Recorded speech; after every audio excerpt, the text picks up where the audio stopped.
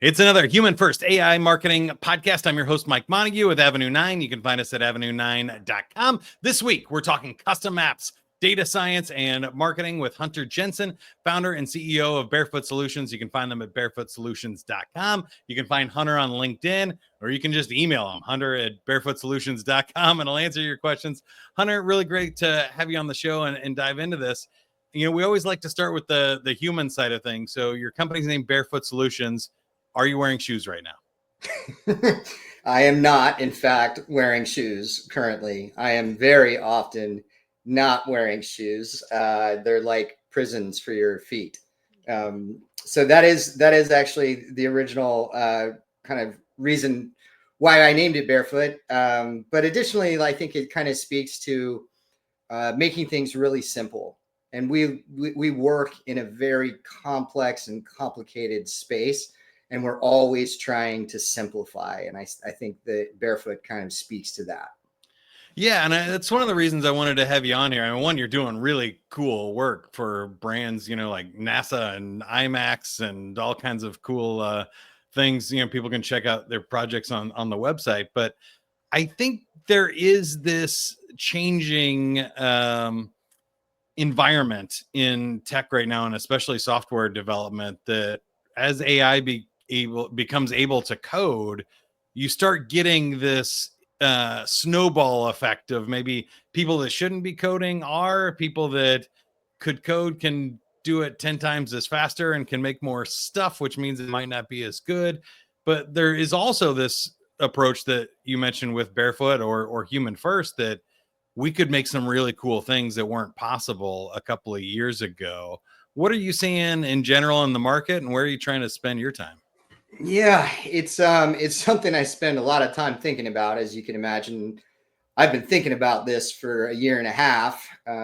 For a while there, it was very foggy and murky, and I'm starting to get what I feel like is some clarity around what's happening. But you know, these tools that have come out, the coding tools specifically, you know, I like to say they came for programming first, because they're all programmers, right? It's Right. like the thing that these data scientists know the most about, and engineers is writing code. So that's like the very first problem they're solving. So this is hitting us harder than almost any other industry right now. It's like 6 to 9 months ahead of a lot of other industries, like even marketing, I would say, right? And so, well, what does that mean for us as a business? Well, I am in the business of selling the time of engineers, right, to write code. And all of a sudden, the amount of time it takes to do a particular job is not incrementally less, it's magnitudes less. Like, Yes. majorly, significantly faster and easier, right? And so, you know, one could look at that as an existential threat to my business model. And believe me, I have days where that's how I feel. Yeah, same. I think that's fair. But Everybody I'm does. also, you know, a serial entrepreneur, and I tend to see problems as opportunities. How do we become the best at this stuff, right? My advice to my team probably a year and a half or 2 years ago now at this point was lean in, right? As hard as we can. Don't be afraid of this. Change can be scary, but we have to, you know, we've been around for 21 years, and we've significantly shifted our focus probably 5 times over that lifetime. I mean, we started focusing on data science 7 years ago when we did one of our first machine learning projects for the Department of Defense. So we've been preparing for this for a while, and it was, you know, it was an uphill climb convincing clients that machine learning was as powerful as a predictor as it is. And then we have ChatGPT to thank, you know, in November of 22, kind of opened the eyes of the world to like what we had known for kind of a while, which is like, this is pretty powerful stuff. But what I am seeing is a proliferance of this vibe coding for MVPs specifically, right? You can use vibe coding tools, you've got your cursors and your Supa bases and your Vercels and these types of platforms. And you can put together a pretty decent MVP if you're a junior engineer or even just kind of a technical person that doesn't have a lot of programming experience. So that is a change. It used to take 6 to 9 months and $250,000 to build something, and now it doesn't. But there's still a few issues with it. One, I call it the last mile issue. You can get little modules made and little pieces of functionality here and there and open source this, but somebody's got to put it all together. It's got to live on the cloud. Needs a load balancer. It needs a this or that. And that bit has not been solved yet. Not even close. Like there aren't hardly even tools to try and fail at stuff like that. So that's still very much a need. And additionally, with these vibe coded MVPs, they don't scale.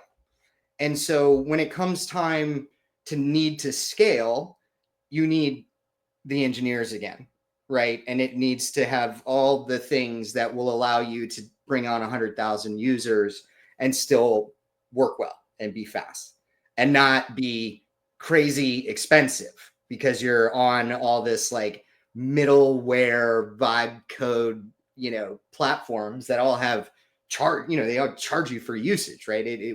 At scale, it gets, the economics of it don't even work anymore. And so anyway, that long-winded answer, but that's kind of what I'm seeing right now. And we're drastically changing our business model, including building a product for the first time in response to these AI coding tools.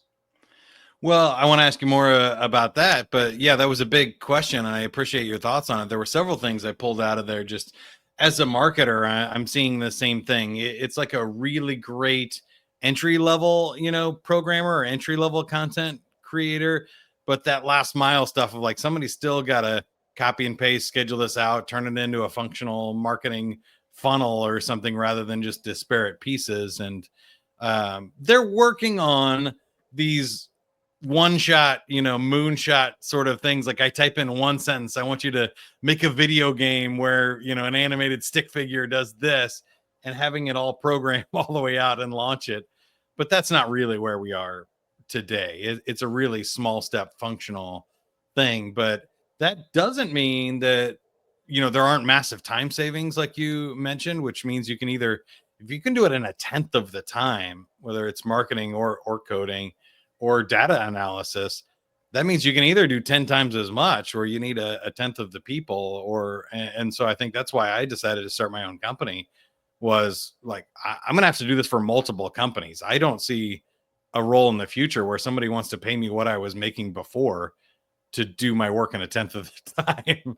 Right. Yeah. And I all, think that all of brings us up that sell time have that problem. Like I had this conversation with a patent attorney where it was like, my clients know now that this is faster and I bill by the hour, and that's a problem for me. So it's across a lot of industries.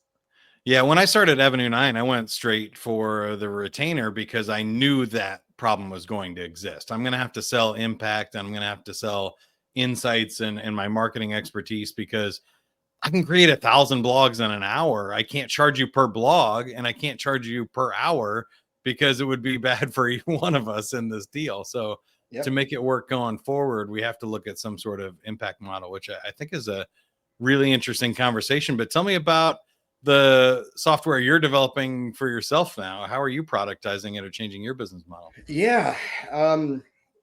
So I'll tell, a story. We had a company come to us, it's they're a defense contractor, and they're constantly dealing with kind of, it's called confidential unclassified information. So it's not technically considered classified, but there is regulations about not sharing it with the outside world, right? And they came to me and said, man, I really wish we could use ChatGPT for stuff, but we can't, because I can't just like upload stuff, into a third party system. I said, well, let's unpack that. Let's see what that might look like. And so I set up a little quick and dirty app for them just locally on their laptop. I said, use this for a month or two. Let me know how it goes. And the feedback was like, it was incredibly helpful. The amount of time that they were able to save with certain tasks that are very like document heavy, text heavy work, like, reviewing really long documentation, creating project reporting. And the killer use case was actually writing proposals, responding to our. He told me he thinks he could write maybe 25 to 30% more proposals per year, which has a direct top line net new revenue of $4 million for them. That's what this system could do. So I said, okay, well, let's build something for the whole firm. And I was going to do that as a custom software project because that's what we do here at Barefoot. But then I read about Goldman Sachs and their GSAI, and Cisco has one of these, and BAE Systems has one of these, JP Morgan has one of these. And I realized all the enterprise players are building their own custom self-hosted AI platform to boost their employees' productivity. And I realized that mid-market companies are going to need this too. Yep. But they don't have the resources of Goldman Sachs. And so they might need some help. And I went back to this company and said, how about instead of building this for you, I will build it, keep the IP, license it to you, and I can go out and sell this to other folks. And it'll be cheaper and it'll be improved more often and all the rest of it. And they loved that. And we were off to the races building Compass, which is what we've called this product, which is a self-hosted, very customizable large language model and RAG database with custom workflows and integrating with all your other systems like your CRM and your content creation and your proposal tracking and all of these things for mid-market companies that don't have the resources for something like this. And and the heavily customizable part is really important because there are a bunch of SaaS companies that are trying to build these like one size fits all platforms like this, and they don't work for companies because they need the custom integrations and they need the custom workflows and they need all these things. Think of it more of like a next generation ERP. Like it needs to work for your business. And because of our background, we can offer that, right? I have over 1,000 engineers. A SaaS company, even with 100 engineers, they never want to put even one person on a custom one-off project, right? They just don't want to do it.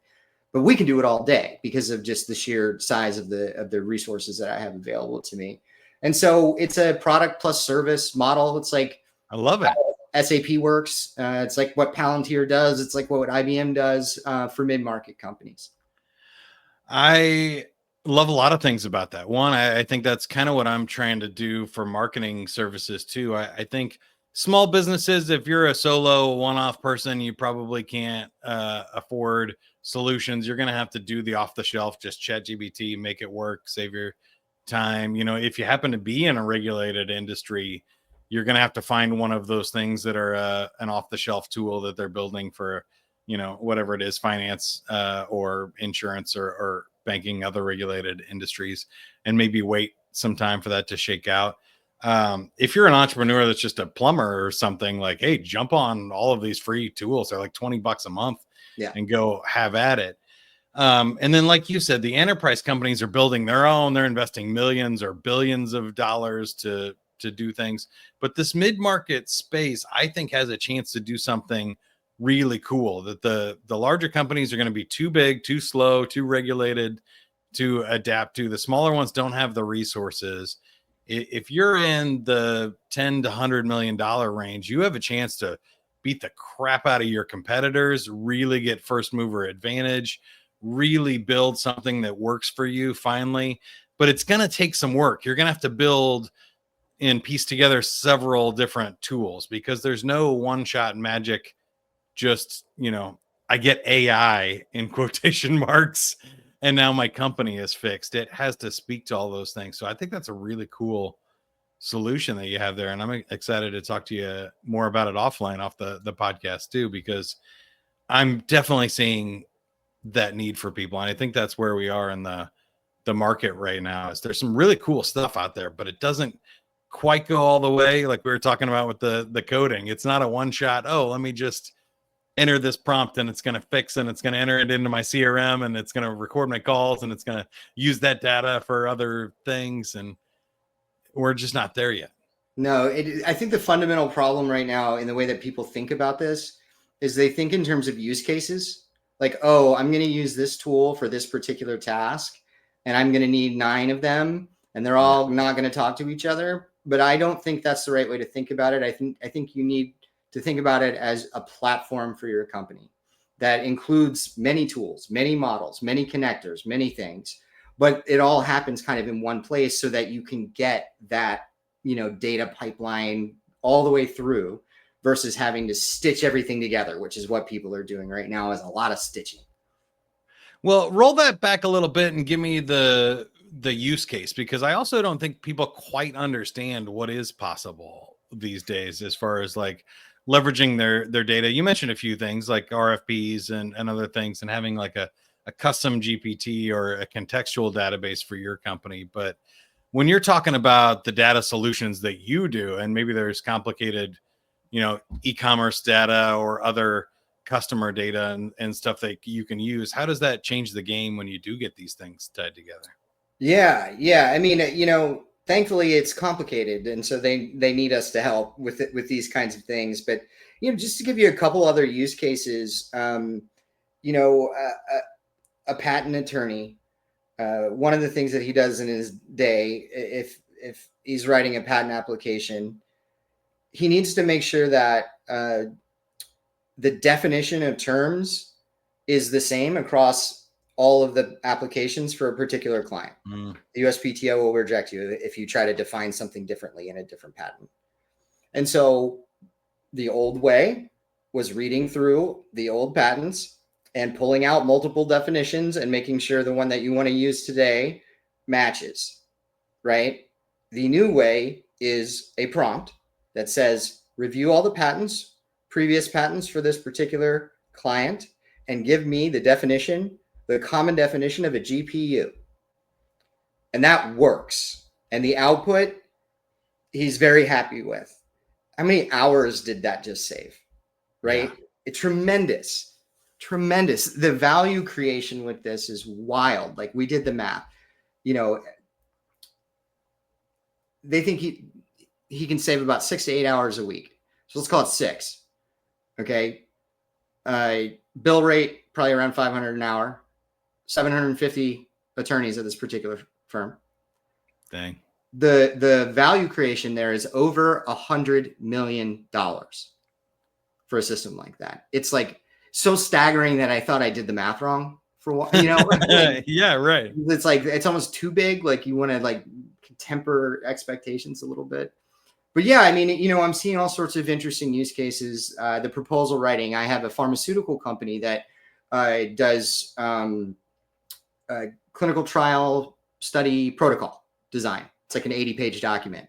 90% of that document is mostly the same across all of their, right? And then there's, right. And it's able to massively increase the speed at which they can create a high quality document. It also improves quality, which is not always obvious. But when you're dealing with a ton of information and data, it is very easy for these puny little brains that we have up here to miss things. It's why we have editors and why there's a multi-step review process for everything. What we're finding now, like this year, is that the output of these models are more accurate than the output of like an average human on something that involves a lot of data. Like, we are already there.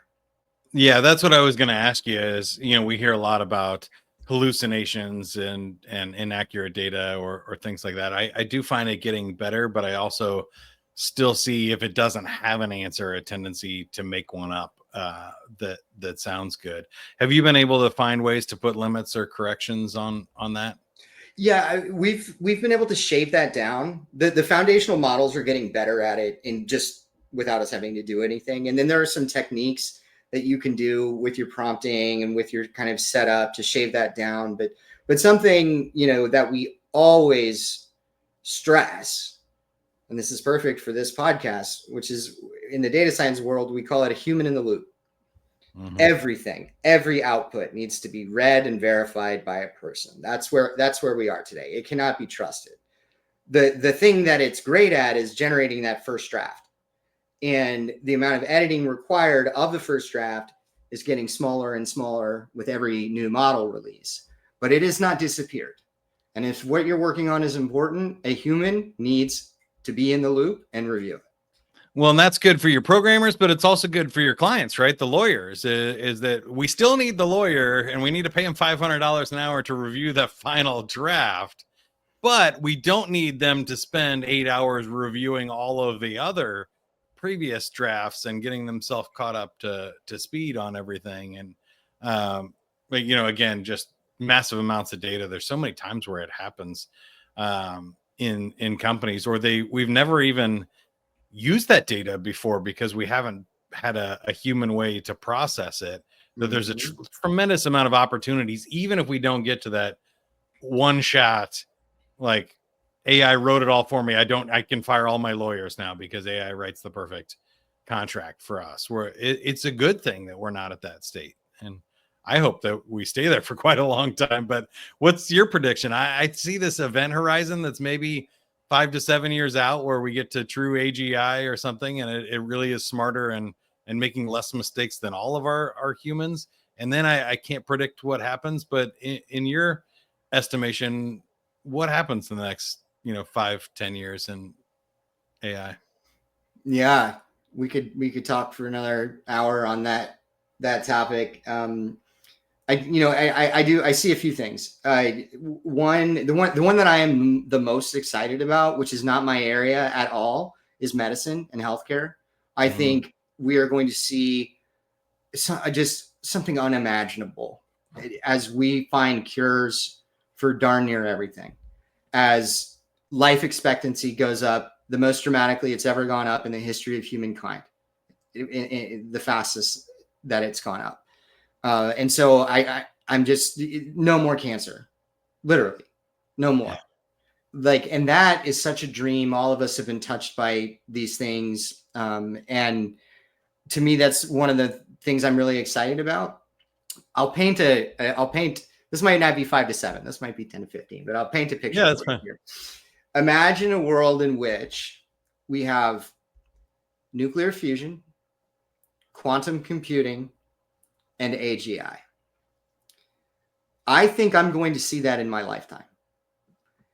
And those three things combined, which is effectively limitless energy, compute at the very edge of physics, right? And I think it's past the edge of physics, honestly. With and it's beyond the edge of physics that we actually understand, because we don't even understand how quantum physics works. And the most powerful machine minds that have ever existed. That is a new world order completely. This world is driven by energy. More than anything, energy has shaped the structure of countries and the flow of commerce and all of these things. It all needs energy. Whole economies are based on this. When that changes with nuclear, and there's been some major breakthroughs recently in fusion, that changes everything completely. Quantum computing is going to be able to solve problems that even like current limitations on compute can't solve. And just the combination of those three things together is going to make the world unrecognizable. Now, so that's our next question is, like, if you have to pick which sci-fi movie you think is closest to what will actually happen, or the one that you would prefer, which one would you pick? Here's what I would love to see. And this may sound weird coming from an engineer, but I like, I play music, and I like more than just technology. I would love to see an artistic renaissance. Okay. And to back you into that, right? You have a world where there is less work to do than people who want to do it or are able to do it. In response to that, governments introduce universal basic income, allowing people to live comfortably without having to work, which means they can do whatever it is that they want to do, which opens up the possibility of millions of people who would love to write a book I bet you have a book idea that you maybe will get around to one day, or they want to paint, or they want to create digital art, or they want to make music. Oh, you have a book. Good for I you. pulled it out. It's so funny because you're describing. I didn't mean to distract you, but I wrote this book, Playful Humans, with kind of that same premise in mind, that if we get to within our lifetimes a place where humans don't have to work, which is what you just described, what is the role? What is fun, flow? What does fulfillment look like in a world where we don't really need to work for a living? And I think it's a fascinating question. I think it becomes play. I think you said, I think it's art. There's a lot of different ways to play. Yeah. So it can be art, it can be puzzles, it can be games, it can be social stuff. Events and stuff will still be a thing. There will still be people that want to make music, write stories, tell cool experiences, or pass on information in a way that is more entertaining than fact-based that we need now. Yeah, it's not just art. I use that as an example, but it's purpose outside of work, Mm-hmm. outside of providing for your family. Where will these people find purpose? Right? People will climb mountains, and people will travel the globe, and people will live on the moon, and people will do the things that bring them a sense of purpose, because we as humans need to feel that sense of purpose. Most of us get that from our jobs and our families, Yeah. right? And so what does purpose seeking look like when you no longer have to think about providing for your family, yourself and your family, or their safety or their health or any of these things? And that is such a fun vision if we don't screw it up. And it's up to me and you Right. and the people in our generation that are listening to this podcast. We are the stewards of this new tech, and it is our responsibility, all of us, to deliver that incredibly exciting future to our children, because there's a million ways that we can screw this up, and we need to get it right, because the possibilities are too important to mess up. Now, I think you just had a really great mic drop moment, so I should leave it there, but I'm not going to, Hunter. Hey, it's because it sounds like you've done some cool thinking about this. Are there any characteristics that you think, or things that we could do in order to not screw it up? Like, I think distributed AI, or these, on system things, to not have it all controlled by, Google, Microsoft, or whoever wins the AGI race, and any country that wins the AGI race. I think distributed networks, I think, seem to be a important part of that. Or is there any other safety or criteria thing that you would just like to put out there that we should work for? Yeah. So I think decentralized distributed compute is an important piece of that equation. If we leave it into the hands of the megacorps, who are now already more powerful than our government, then we're going to be in pretty big trouble. I think if we let China get ahead, like drastically ahead, we are in trouble. In that, the values that would be instilled would be not the ones that would lead to the future that I just kind of outlined. Mm-hmm. And so I think that's important. I also think government plays a very big role here, and making sure that we're electing people that are thinking the right way about this and shaping legislation and regulation, which is a complete snooze fest for me, but it's important, right?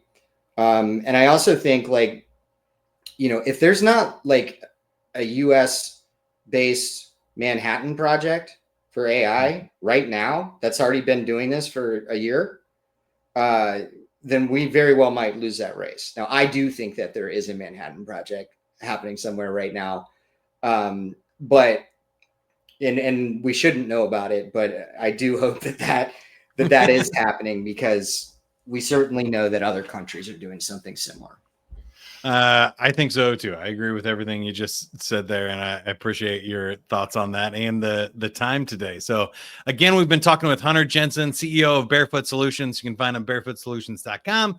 Follow Hunter Jensen on LinkedIn, or just email him, Hunter at barefootsolutions.com and ask any of your favorite questions that I didn't have time to get to today, or ask for help.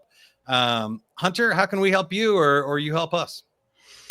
Yeah, just I encourage your listeners to reach out to me. Send me an email, mention this podcast, say, hey, I heard you on Avenue 9, and I promise I will respond no matter what it is. You don't have to be like a potential client or anything like that. Like if you want to talk about AI, or you have an idea, or you want to run something by me, that's like my offering as a thanks to having me on this podcast, which was great. Is please reach out and let's chat. I love it. And again, with Avenue 9, I like the way Hunter put it. If you need help with that last mile stuff, you want to do some cool things, you want to speed up, save some time, tell interesting stories, and put together an AI marketing plan that's human first and builds your community and your voice, and stays true to the philosophies we've been talking about here, reach out to me at avenue9.com. Until next time, good luck. Have fun, everybody.